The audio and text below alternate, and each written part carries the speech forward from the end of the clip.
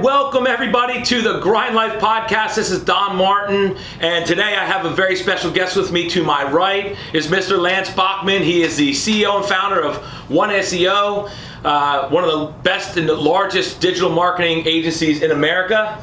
And he's got a pretty cool story, and I'm excited for all of you, the viewers here, to meet you. So Lance, thanks for being on, bro. Oh, thank you. Appreciate it, man. Yeah, you too. Thanks for, I'm in the lion's den. This is the digital lion, by the way, Lance Bachman, and I'm excited for this. So before we get started, man, I would love to for you to give the audience, like, there's people on that tune into this, not only across America, but also I have some international audiences over in the UK particularly and stuff. So can you tell everybody a little bit about your background before you got into the digital world, and even kind of maybe just in the beginning of your business world? Kind of where did you come from, where were you born and raised, and we'll go from there. I grew up in Northeast Philly in Bucks County. I went to St. Leo's Elementary School in Northeast Philly, J.H. Brown, and then I came out here. I actually went to James Buchanan out here, and then I went to Council Rock for the majority of my high school, junior high years, and loved it. I mean, it's, you know, I'm local, born and raised, Philadelphia, born and bred, Bucks County. Man. Yeah, Bucks County. Philadelphia, Bucks County. Like upper Philly. Northeast Philly, Bucks County. So that's really my staple. Yeah, there you go. Cool. And so in the beginning of your business world, obviously you've built a tremendous business. I mean, it was pretty cool before we got here to kind of take a tour of your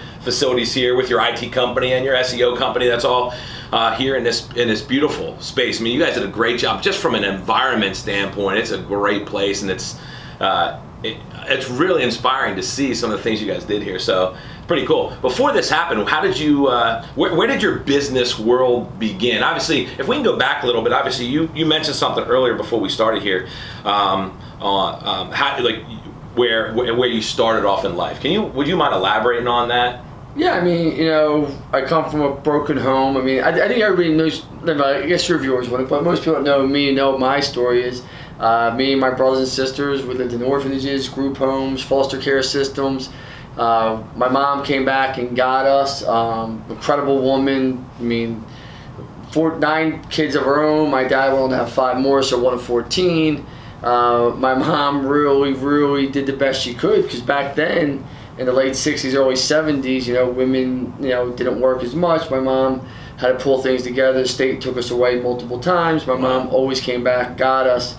She never quit. She never quit. I mean, to this day, I always say to my mom, you always showed up, and, you know, she always did her best, and she came back. By the time 6th, 7th grade came around, that's when we really got to stay with my mom for the most part. And then I started getting in trouble, and I mean, everyone knows I went to Glen Mills and a few other places, and you know, my childhood wasn't a typical childhood. It was, you know, probably the bottom 1% of children, and that's okay, because I always tell my mom, don't ever feel bad for me, because I feel like I've lived the best life. I've seen both sides of the coin.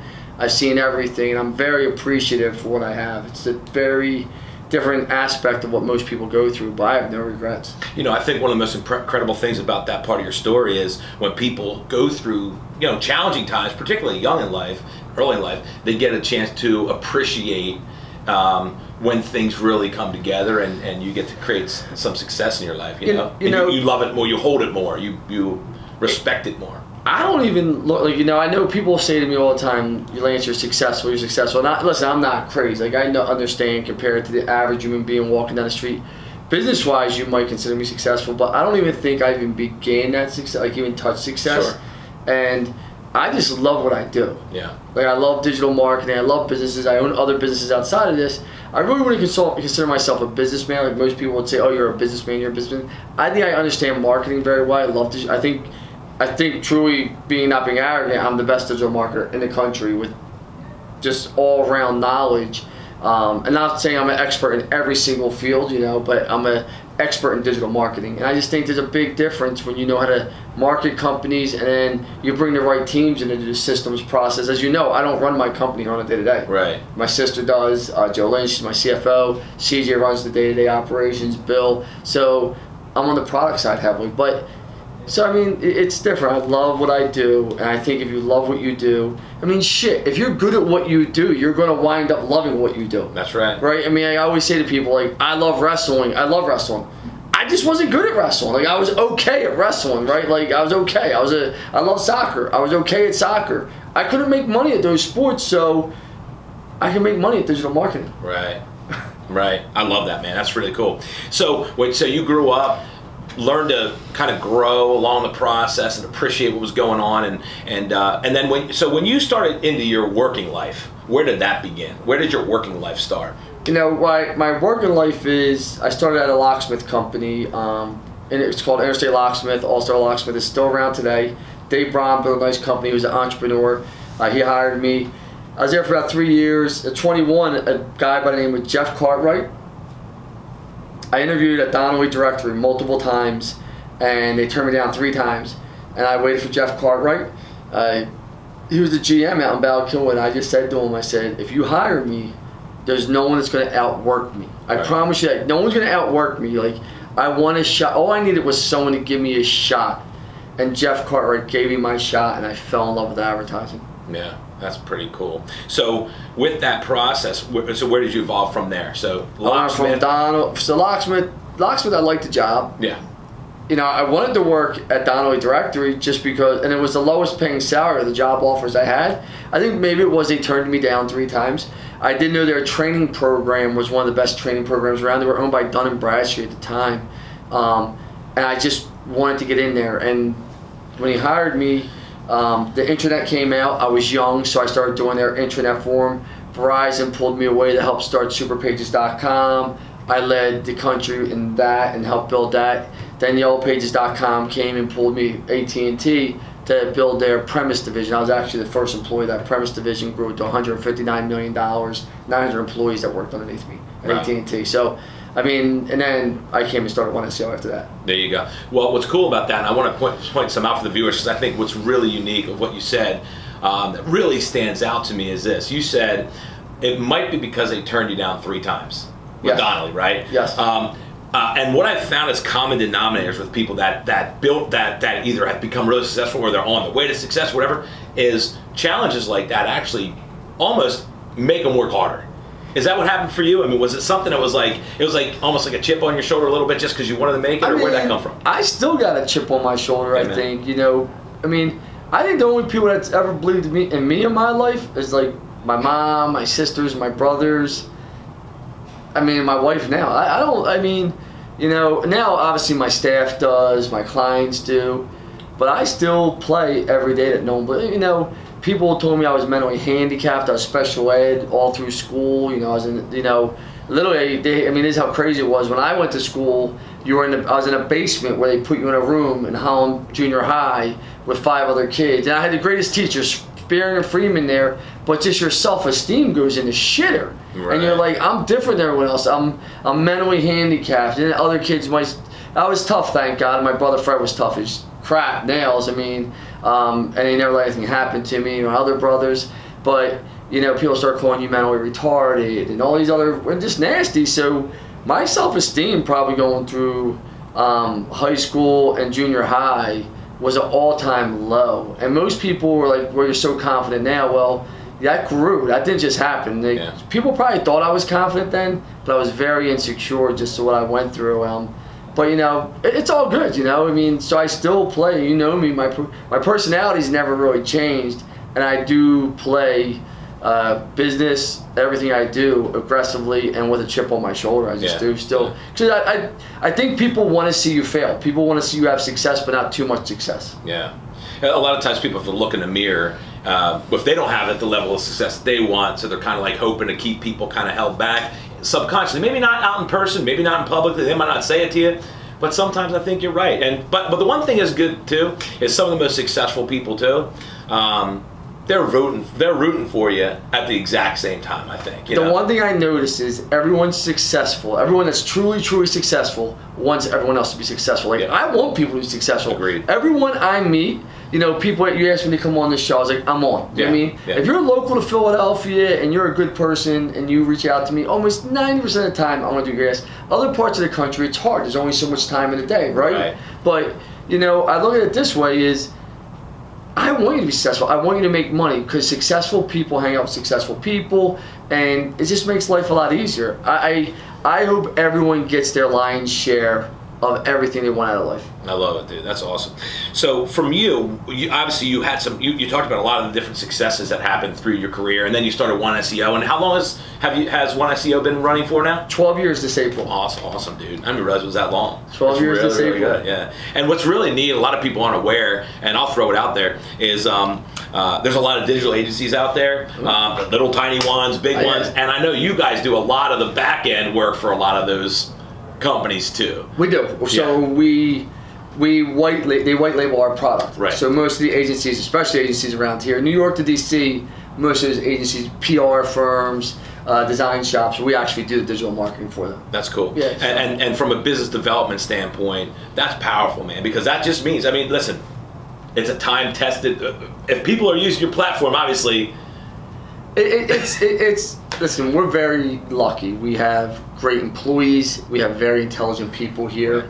I'm not an easy person to work for. I have no problem saying that to anyone. I don't believe in this whole new bubblegum culture and CJ. It's a great environment we have here, and but we come to win. I mean, it's that simple, and we're going to give you. I always tell people. I say it to my sons all the time. Give me your effort. I want your best effort. You'll never, we're going to make mistakes. We're going to mess up. We're going to have failures. But if you keep giving your best effort, you're going to have way more wins than you ever have losses. And that's why you have clients that stay with us for years and years. And clients that leave, they come back. Yeah. You know what I love about that? Almost like kind of where we grew up and how we grew up. I grew up in Lower Bucks too.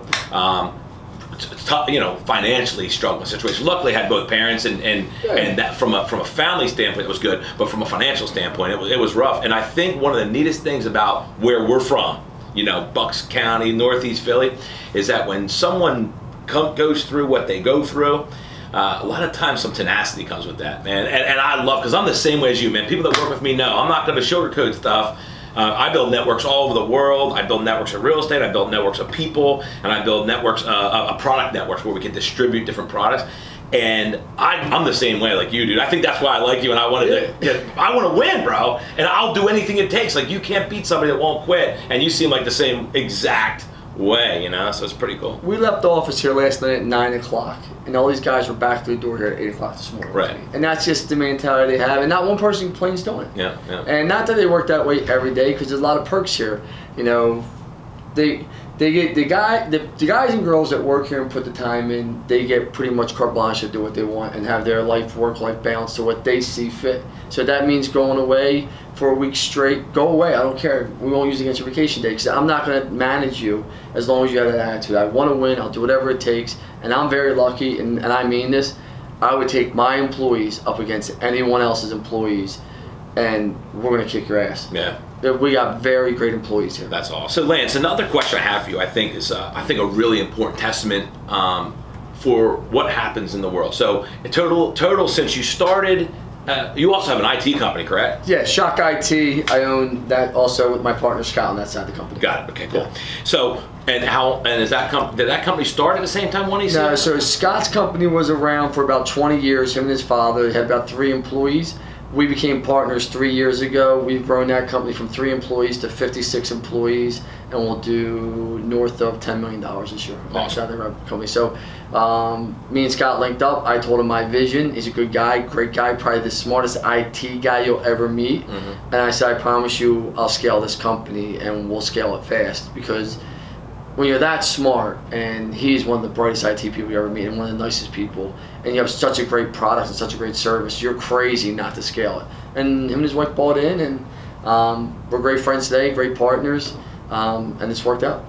Give me some of your struggles. That's really cool. Give me some of your struggles, man. Give me some of, like, maybe the struggling times, maybe the failures, maybe times that you could have given up. Oh my God, I've failed. Give me some. I mean, I've failed so much. Do you want the failures from One SEO, personally? Like, I mean, there's so many. Give me a couple failures. examples, yeah. One of my biggest failures were I literally one of my biggest failures, I would say easily, was we were growing, and I didn't see 2 employees that were starting their own company right underneath here. They went out. I had to sue them. I won. But they were stealing accounts, and that's a failure on my leadership. That really hurt. Another failure was in the beginning of starting my company. I think you want to win so bad I could take back some of the things in the way I treated some people my first 4 or 5 years in business. I would. And not that I was nasty. No, I was probably nasty. I said things. But the passion was there. I'm not making an excuse. Now it's more tempered where I understand, and I think it comes with leadership, right? You're not born a leader. I explain that to people. People are like, what do you mean? Leaders aren't born. They're groomed, and you go through so many different stages of leaders and being a leader and leadership. I learned not every battle is mine to fight. I've learned that, and I used to think that, so I failed so many times, and I would start fighting battles that weren't my battles, that weren't important. So now I just keep my eye on the prize. Another one of my failures were, truthfully, in the very beginning, I thought it was all about me, me, me, me, me. Now, it's never been more clear to me that it's about my team, my employees, the culture, the organization, and giving back to them. I mean, I'm not taking a paycheck for the rest of the year after what we just went through to make sure I didn't lay anyone off. I mean, think about that. I have more employees after COVID than I did before. Yeah. Most companies cannot say that. Yeah, that's really powerful. You know, that's another consistent thing I've seen across. I've got a chance to interview some great people and work with some great people. And in challenging times, their team is priority. It's amazing. Short term, from a leadership perspective, sometimes short term, if they shrunk up a team, a lot of times that could be from a financial standpoint short term, okay, but no, when you're talking about a long-term vision for a company and an organization doing what you did, that makes a hill of difference, man. Really big deal. So I want to acknowledge you for that. That's really powerful. I think people don't realize your employees don't work for you. You work for your employees. Yeah. You know, because without them, you have nothing. And I try to really explain it. People are like, well, you're paying them. Yeah, I am paying them. But I'm not paying them. Our clients are paying them. And they're the ones doing the amazing work. So I understand the circle of life, I call it. But, you know, different strokes, different folks. And I have a long-term vision. I have no desire to sell this company. I've had private equity firms constantly asking to buy in, bigger other agencies wanting to merge. I have no desire to sell my company. I'll be here to the day I die. That's awesome. That's really, really cool. So from those struggles you went through, you said obviously somebody, which by the way, one of the smartest thing I ever heard from a gentleman that I interviewed, made, you know, huge success, tons of money is left. He goes, if you're gonna be a millionaire, if you're gonna make millions of dollars in your life, you're going to lose $1 million somewhere along the journey, if not more, right? So it's like, I can tell you this. My partner Sam, that's watching this, is probably ready to throw this through the wall, whatever. I've not lost $1 million. Yeah. I've lost millions. Sure. Yeah. Millions. Yeah. Like when I say lost millions, millions. Yeah. And bad real estate deals, turn of events, things you can't control.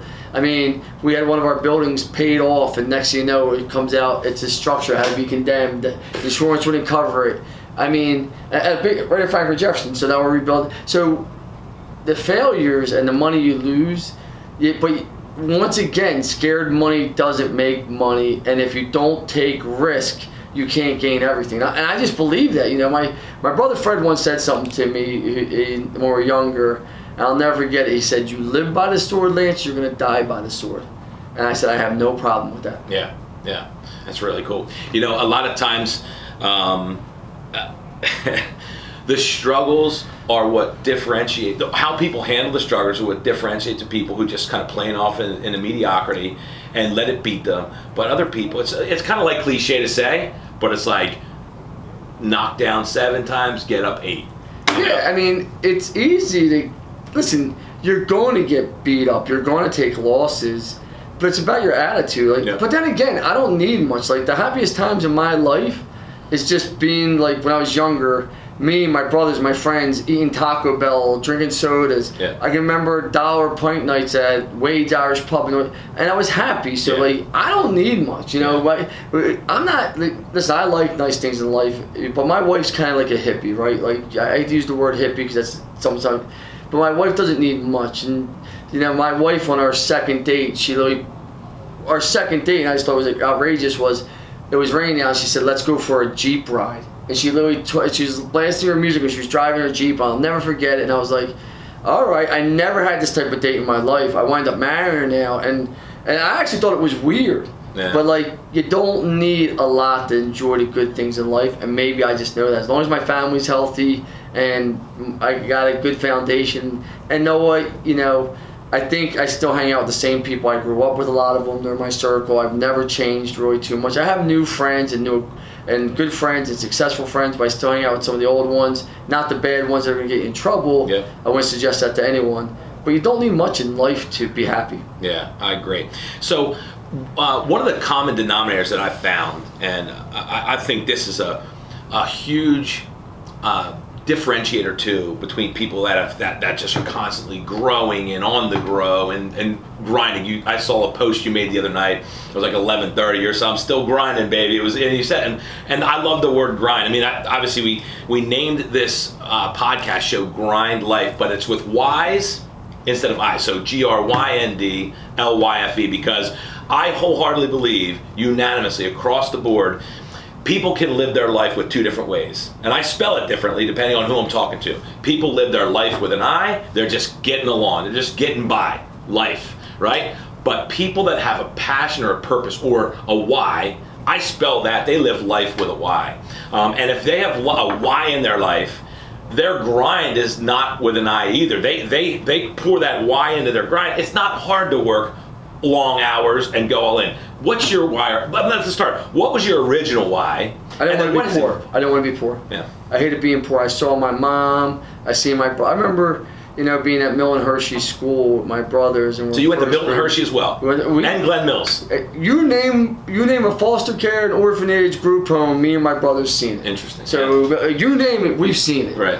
And I remember, and my sisters too. You know, Sure. you know, and I'm like, I remember seeing my brothers there, and like, we can't see our mom or dads, and you know, and people don't think you. And I'm not. Listen, I love my childhood. Like, I have no complaints, but I swore nobody would ever stop me from being able to eat, stop me from being able to do what I want to do, my children, or I would not be able to help my family if they truly need it, and I did it, and I'm going to continue to do it, and that was my why. I mean, dude, being poor sucks. Yeah. And, you know, I'm not here to talk politics. You know, I don't think, my opinion is, the majority of problems are systematic, have to do with economics. Yeah. Economics. And then people that are poor get really fucking shit. Oh, sorry. That's fine.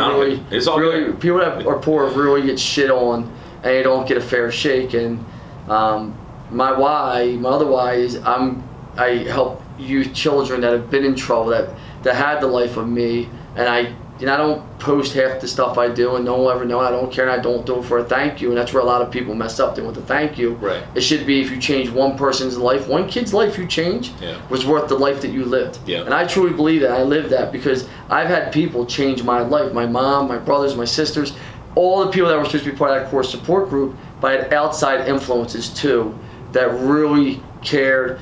My coach, my senior year, Coach Sanko, one of the best guys, Bedison. I mean, I can name Mr. I'm fortunate that I had people that cared, that wanted, that tried to help.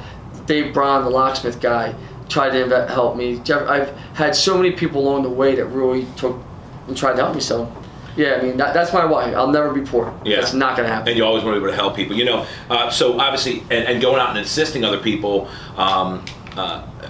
when people purely appreciate, and obviously you do, the impact that you've been able to make, a lot of times that's a driver too. One of the things that I'd like to ask you is from that aspect, because here's what I did. As my success started, and I'm like you, man, I'm not where I want to be yet. I'm on the way. I've done really well. I have really 3 companies that have done well, but I'm like you, man. I don't think I'll never stop. You know, I think if people... I don't think your wife would want you to stop. I don't think my wife would want me to stop. Right, yeah, that's it. They leave. Yeah. They leave. But the reality of it is, when you think about it, I think people who love what they do never work a day of their life. And I also think that they don't have to try to work because it's just ingrained in their life.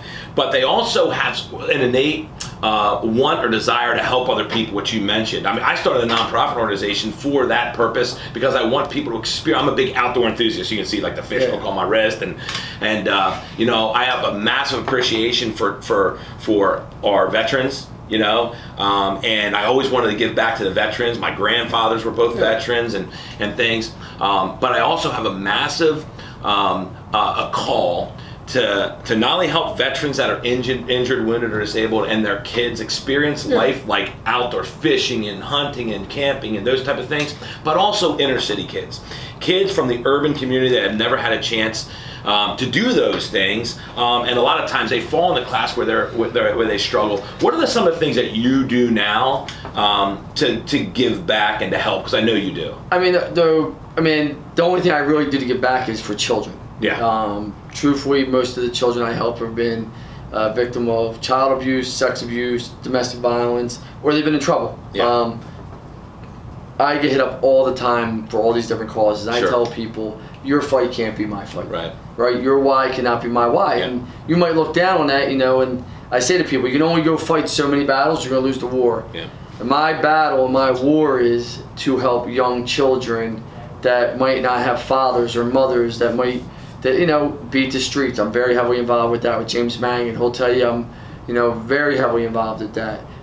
Even NPR, that. I mean, Chucky will tell you I take no money from that. I lose money on that. Sure. And the Broadex.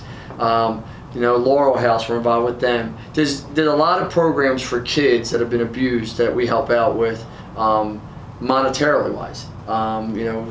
With laptops, mostly laptops, technology stuff. We donate a lot too.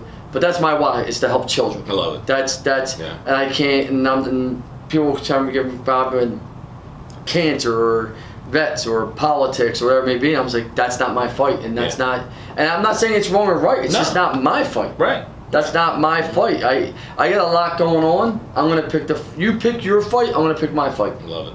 Love it. Last question, man. This has been awesome, man. I appreciate your time, and I'm excited for people to learn from this. What did you learn most about yourself, right, during the whole process, or maybe a few times when you're at your most successful, where you had your most struggles? What are some of the things that you learned about yourself that you think other people can maybe learn from your experiences? What were they?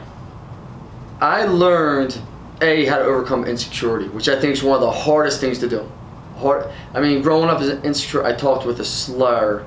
I still talk with a slur, right? But it doesn't even bother me now. Like, it's just, you just sound like you're from Philly, bro. This is who I am, right? So when I was in corporate America, I didn't have the same education. When I was in corporate America, everybody went to Ivy League schools for the most part. That got to my level. I went to a state school, Temple. I didn't care. I didn't care. I would say I learned how to be calmer. It's funny, they always say here, the people that have been with me for a while, the 2020 version of Lance is a different Lance in 2010. And it's probably having 4 children, my family. You get older, you see things. I buried 2 brothers. You just start saying, okay, what's important, what's not important. And not everything's that important. And, I say there's 2 types of people in the world. There's the people that know they're going to get through this no matter what happens. If they fail, they mess up, they're going to get through it. And then there's always the people that are going to blame everyone else and cry and woe's me, and I'm never going to be the second. Yeah, I love it. Well, bro, listen, I appreciate you being on, dude. No problem. It's been a lot of fun. Guys, thedigitallion.com. Follow him on his podcast, a newer podcast he came out with, and I'm excited to be a fan of yours. And it was great to get a chance to know you more. And absolutely, it's been great. So, guys, Digital Lion all over, man. Thanks for your time, brother. Your success, man. You too, man. Excited. See you.